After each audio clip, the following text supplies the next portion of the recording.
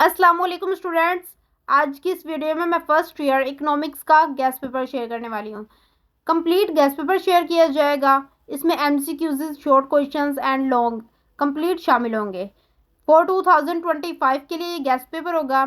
हमारा जो इकोनॉमिक्स का पेपर होता है वो 100+ मार्क्स का होता है। अगर तो आप लोग ये गैस पेपर फॉलो करते हैं, जो चीज़ें इसमें बताई हुई हैं, आप लोग complete MCQs short and long करते हैं, तो 100 मार्क्स आप इजीली गेन कर सकते हैं। बात की जाए कि गैस पेपर्स में क्वेश्चंस किस तरह से ऐड किए गए हैं, कि ये किस तरह से इम्पोर्टेंट है कि आप लोग 100 मार्क्स अगर इसमें गेन कर रहे हैं, तो कौन से क्वेश्चंस इसमें ऐड किए गए हैं। इसमें एडिशनल क्वेश्चंस ऐड किए गए हैं, पास्ट पेपर्स के क्वेश्चंस ऐड हैं, इसमें एक्सरसाइज के क्वेश्चंस ऐड हैं, और चैप्टर्स के जितने भी टॉपिक्स हैं उनसे रिलेटेड क्वेश्चंस ऐड हैं। वो सारे तो ऐड नहीं है, उनमें से important questions for MCQs short and long के लिए लिए गए हैं। मतलब पास्ट पेपर से जो इम्पोर्टेंट क्वेश्चंस थे, जो हमारे 2025 के लिए बन रहे थे, वो लिए गए हैं, एक्सरसाइज से लिए गए हैं, टॉपिक से लिए गए हैं, एंड एडिशनल क्वेश्चंस बीच में ऐड किए गए हैं जो बहुत ज़्यादा इम्पोर्टेंट हैं। तो हम लोगों ने यहाँ पर डिस्कस कर लिया पेपर के बारे में।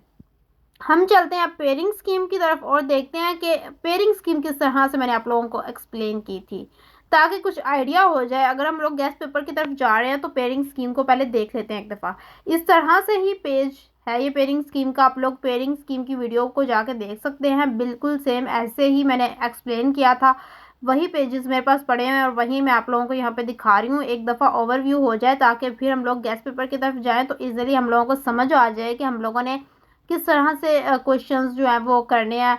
तो यहाँ पर पेयरिंग स्कीम हम लोगों ने देख ली है। सो अब हम लोग चलते हैं अपने गैस पेपर की तरफ और देखते हैं गैस पेपर के अंदर पार्ट्स बने हुए हैं। एमसीक्यूज के अलग होंगे, शॉर्ट के अलग होंगे एंड लॉन्ग के अलग। तो हम लोग आ चुके हैं अपने गैस पेपर की तरफ। यहाँ पर आप लोगों को सबसे पहले एमसीक्यूज प्रोवाइड है। इंग्लिश एंड उर्दू मीडियम दोनों के लिए प्रोवाइड हैं, तो दोनों के लिए ईजी हो गया कि वो किसी भी मेथड से इनको कर सकते हैं। अब बबल शीट्स ऊपर इसलिए प्रोवाइड की गई हैं ताकि थोड़ा सा आप लोगों को इसका ओवरव्यू दे दिया जाए कि बबल शीट जब आप फिल करते हैं तो आप लोगों का बबल शीट जैसे कि वो बाहर निकला हुआ है मार्कर, वैसा नहीं होना चाहिए, अंदर बिल्कुल फिल होना चाहिए। अगर आप लोग बबल शीट फिल कर रहे हैं तो आप लोग ड्राई पेन से करें, लिक्विड पेन से ना करें। लिक्विड पेन में आप लोगों का इंक पेन और पॉइंटर्स एंड मार्कर्स आ जाते हैं। ड्राई पेन आप लोगों का ब्लू पेन होता है, तो आप लोग ब्लू पेन से ही अपने पेपर को फिल करें, क्योंकि ड्राई पेन से करेंगे तो आप लोगों के शीट के पीछे निशान नहीं पड़ते, और अगर आप लोग लिक्विड पेन से करेंगे तो पीछे निशान पड़ जाते हैं, जिससे आप लोगों को ना लिखने में मुश्किल होगी, आप लोगों के आंसर्स कंप्लीटली नज़र नहीं आएंगे। हम लोग ने बबल शीट्स के बारे में डिस्कस कर लिया। साथ ही एमसीक्यूज जो है ना वो रिपीट होते रहे। आप लोगों ने इनको पहले तो कोशिश करना खुद से इनको आंसर सेलेक्ट करने, ताकि आप लोगों को ये पता चले कि आप लोगों की कितनी तैयारी है, और उसके बाद आंसर्स को देखें। आंसर साथ साथ मेंशन हो रहे हैं। हमारे पास इसमें जो एमसीक्यूज प्रोवाइड किए गए हैं वो आई थिंक 270 या 279 इतने एमसीक्यूज होंगे, और शॉर्ट क्वेश्चंस भी बहुत कम है और लॉन्ग क्वेश्चंस भी बहुत कम है। तो आप लोगों ने कोशिश करनी है कि सारे प्रिपेयर करना है। अगर आप लोग इनकी प्रिपरेशन कर रहे हैं तो आप लोग बेसिकली अभी से ही इनको तैयार करना स्टार्ट करें। अगर तो अभी से ही तैयार करना स्टार्ट करेंगे तो पेपर के टाइम तक जस्ट आप लोगों को रिवीजन करनी होगी। एमसीक्यूज़ चल रहे हैं, चलो एमसीक्यूज़ से रिलेटेड कुछ इंपॉर्टेंट जो इंस्ट्रक्शंस देख लेते हैं कि एग्जामिनर्स जो होते हैं वो एमसीक्यूज़ का क्या पैटर्न रखते हैं, किस पैटर्न में वो एमसीक्यूज़ को मैनेज करते हैं। तो उससे रिलेटेड थोड़ी बात कर ली जाए। अगर तो आप लोग एमसीक्यूज़ सॉल्व कर रहे हैं तो आप लोगों को जो एमसीक्यूज़ बहुत अच्छे आते हैं ना, तो सबसे पहले आपने उन एमसीक्यूज़ को सॉल्व करना है। बेसिकली आप पेपर में बैठे हैं, आप एमसीक्यूज़ सॉल्व कर रहे हैं, बट आपको उनमें से कुछ एमसीक्यूज़ नहीं आते, तो उनमें टाइम वेस्ट ना करें। आप लोग ये करते हैं, या कुछ स्टूडेंट्स ऐसा करते हैं कि जो एमसीक्यूज नहीं आ रहे होते वो उन पे जोर लगाते हैं, और जो मतलब कि इजी होते हैं, जो उनको पता है कि हम कर सकते हैं, तो पहले उनको सॉल्व करें, फिर बाद में जो मुश्किल एमसीक्यूज होते हैं उन पे ध्यान दें, ताकि आप लोगों ने जो पहले एमसीक्यूज जो आप लोगों को आते होंगे, अगर तो आप लोगों ने वो पहले सॉल्व कर लिए होंगे तो ठीक है। अगर तो आप कॉम्प्लिकेशंस में पड़ जाएंगे तो आप लोगों को पहले एमसीक्यूज भी नहीं आएंगे, तो कॉम्प्लिकेशंस की वजह से आप लोग जो है ना अपने मार्क्स गवा देंगे। तो आप लोगों ने सबसे पहले यही कोशिश करनी है कि आप लोगों ने वो एमसीक्यू से सॉल्व करने हैं जो आप लोगों को आते हों। उनके बाद आप लोगों ने अपने उन एमसीक्यूज़ की तरफ आना है जो आप लोगों को नहीं आते। अब उन पर थोड़ा ध्यान लगा के उनको थोड़ा सा सोच कर समझ कर उनको करने की कोशिश करना है। बेसिकली यही कहा जाता है कि अगर एमसीक्यूज़ की ऑप्शन जो होती है वो सी और बी ज़्यादा होती है, बट ऐसा बहुत कम चांसेस में होता है, लेकिन ए भी हो सकता है, डी भी हो सकता है। तो आप लोगों ने यही कोशिश करनी है कि सबसे पहले जो है ना करेक्ट ऑप्शंस को देखना है, उनमें कितनी बन रही हैं। 4 है, उनमें से 3 करेक्ट ऑप्शंस को देखना है, फिर उसके बाद 3 में से 2 को देखना है। अब 2 जब ऑप्शंस आ जाती हैं तो फिर ये होता है कि अब 2 ऑप्शंस में से कौन सी सिलेक्ट करें, दोनों ही सही लग रही होती हैं। तो आप लोगों ने उस टाइम पर यह करना है कि ज़्यादा उस पर दबाव नहीं डालना, ज़्यादा उसके बारे में नहीं सोचना है। जस्ट आप लोगों को उनमें से आपका जो माइंड सेट है वो किसकी तरफ जा रहा है, बस ये देखना है। सोचने की ज़रूरत नहीं है, जिसकी तरफ माइंड सेट ज़्यादा जा रहा होगा उसको आप लोगों ने क्लिक कर लेना है और उसको आप लोगों ने डन कर लेना है और उसको बबल शीट में फिल कर देना है। और उसके अलावा बात की जाए शॉर्ट एंड लॉन्ग क्वेश्चंस की, तो उसका क्या पैटर्न है। क्या हम लोग जो है एक्स्ट्रा किस्म के अगर शॉर्ट करते हैं एक्स्ट्रा, या लॉन्ग एक्स्ट्रा कर लेते हैं पेपर में, तो उसका बेनिफिट क्या है या उसका नुकसान क्या है। उसके बेनिफिट की बात की जाए तो उसका बेनिफिट ये है कि आपको उसके नंबर नहीं मिलते। नंबर नहीं मिलते का ये मतलब नहीं है कि आपको उसका कोई बेनिफिट ही नहीं है, कि आपको कोई नंबर ही नहीं मिल रहे। उसका बेनिफिट ये है कि अगर आप एक्स्ट्रा क्वेश्चन जैसे कि शॉर्ट करके आए हैं पेपर में, आप लोगों को 5 अटैम्प्ट करने थे जिसमें से आप 6 करके आ गए हैं, तो आप लोगों के वो क्वेश्चंस 5 देखे जाएंगे जो आपने अच्छे अटैम्प्ट किए होंगे। आपने कोई एक ऐसा क्वेश्चन जो है वो गलत कर दिया या आधा अधूरा गलत था, बाकी आपके 5 करेक्ट थे, तो वो आपके 5 करेक्ट ही कंसीडर होंगे। वो गलत वाला जो होगा वो आपका कंसीडर नहीं होगा और आपको उसके फुल नंबर मिलेंगे। अब जो एक्स्ट्रा क्वेश्चन आप प्रिपेयर करके आते हैं, तो बेसिकली उनमें से अच्छे वाले 5 कंसीडर करके उनके मार्क्स लगाए जाते हैं, एक्स्ट्रा के नंबर नहीं मिलते। क्योंकि क्वेश्चन के हिसाब से नंबर्स लगे होते हैं ना, तो उनके मुताबिक आप लोगों को उतने ही नंबर्स मिलने होते हैं, उससे एक्स्ट्रा या ओवर नंबर नहीं मिलते। बाकी लॉन्ग में अगर आप कर रहे हैं तो लॉन्ग में भी यही सिस्टम है एक्स्ट्रा करने का।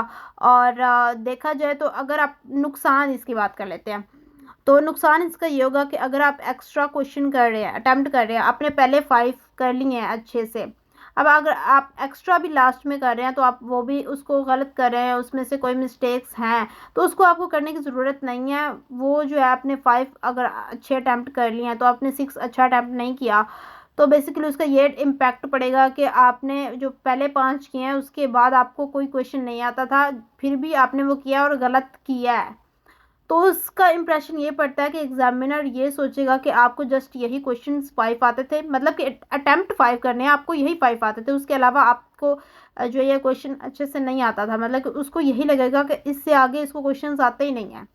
तो ऐसा नहीं करना, आपने जो आपको 5 अच्छे से आते हैं वही अटैम्प्ट करने हैं। अगर आपको ज़्यादा आते हैं तो आप ज़्यादा अच्छे से अटैम्प्ट करें, बट गलत ना करें। अगर आप लास्ट वाला कोई क्वेश्चन एक्स्ट्रा कर रहे हैं तो उसको गलत बिल्कुल ना करिएगा। इस तरह से जो होते हैं एग्जामिनर्स पेपर्स को चेक करते हैं और एग्जामिनर्स के लिए पेपर्स को आसान बनाएं। अपने पेपर को इस तरह से सॉल्व करें ताकि एग्जामिनर को उसमें कोई किसी किस्म की कॉम्प्लिकेशंस ना मिलें। पेपर क्लियर होना चाहिए, क्लीन नीट होना चाहिए, उसमें जो क्वेश्चंस हैं वो क्लियरली बताए हों कि ये वाला क्वेश्चन है उसका ये वाला आंसर है। अगर आप लोग कॉम्प्लिकेशंस क्रिएट करेंगे, आप ये समझेंगे कि एग्जामिनर जो है उसको क्वेश्चन का नहीं पता चलेगा, वो जस्ट टिक लगा के हम लोगों को नंबर दे देगा, तो बिल्कुल ऐसा नहीं है। उसको जब क्वेश्चन का ही नहीं पता चलेगा कि ये किस क्वेश्चन का आंसर लिखा हुआ है, तो उसने उस पर क्रॉस लगा के उसका कोई नंबर नहीं देना। तो कॉम्प्लिकेशंस एग्जामिनर्स के लिए ना किया करें, जस्ट उसके लिए आसानी पैदा किया करें कि वो आपका पेपर जो है ना आसानी से चेक कर सके। अगर आप आसानी उसके लिए पैदा करेंगे तो वो आपके नंबर ही बढ़ेंगे, क्योंकि उसको हर चीज़ क्लियर अगर मिल रही है तो उसको मेथड अच्छा लगेगा कि हर चीज़ उसने क्लियरली इसने स्टूडेंट ने लिखी हुई है, तो शायद कि उसमें आपको कुछ नंबर मिल जाएं, कुछ अच्छे नंबर मिल जाएं। तो ऐसी चीज़ें आप लोगों ने जो इग्नोर मारनी है जो आप लोगों को फ़ायदा नहीं दे रही। और उसके अलावा जो यहाँ पे मैं एमसीक्यूज़ प्रोवाइड कर रही हूँ, उनमें ना कुछ ऑप्शंस जो हैं वो गलत भी लग रही थी, तो उनको करेक्ट करके दोबारा से लगाया जा रहा है। क्योंकि बहुत ज़्यादा एमसीक्यूज़ होते हैं तो उनमें ना मिक्सिंग हो जाती है, तो इसमें जो ऑप्शंस अब लगाई जा रही हैं वो करेक्ट लगाई जा रही हैं। बीच में जहाँ पे अरेज करके दोबारा लगाया जा रहा है ना, वहाँ पर थोड़े से गलत हो गए थे, तो वहाँ पर दोबारा से उनको देख कर लगाया गया। बाकी MCQs आप लोगों के यहाँ पर अभी चल रहे हैं 207 हैं, तो अभी आप लोगों के MCQs और पड़े हुए हैं। और इसके अलावा हम लोग यहाँ पे शॉर्ट डिस्कस करेंगे और उसके बाद लॉन्ग डिस्कस करेंगे।